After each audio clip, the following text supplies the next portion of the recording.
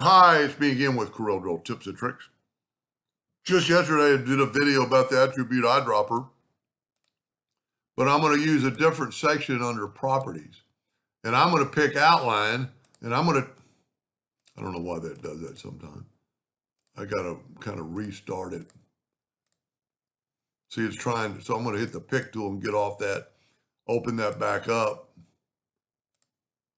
and then get my eyedropper. So that ring is black. I want to make that outline black. Then I can get the eyedropper again. This ring is thick. This ring is thick now. And I guess you just have to hit that eyedropper.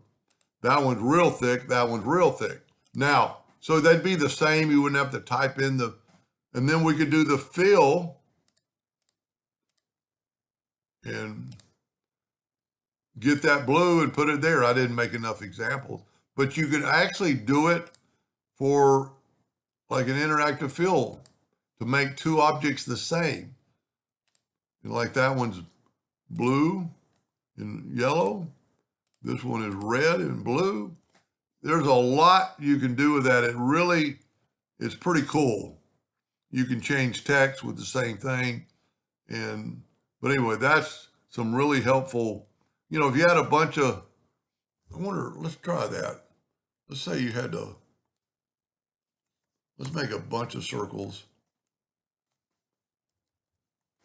And you wanted them all black. So let's move this over here. And you didn't want to have to go and turn all of them black. You could go to attribute eyedropper, pick outline, get a sample, and then all you have to do is just click each one of these. Let's try one more thing. Let's back up there. See how the one I made is smaller? Let's actually pick outline and size.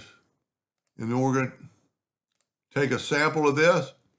Not only does it make it black, it makes them smaller. That's pretty cool. That would be very helpful instead of trying, and there are some macros that'll change the size like that, but that would be, just the same thing if you wanted a pattern fill in there. Let's take that and make that blue. Let's take the interactive fill tool. Let's go elliptical. And let's put in one of the presets. Well, I'm going to have to reboot my computer. It hadn't been working. But let's say you want that exact pattern on all these.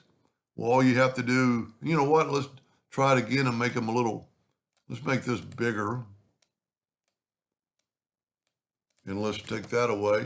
And let's go to the color or attribute eyedropper, and we're going to go fill and size.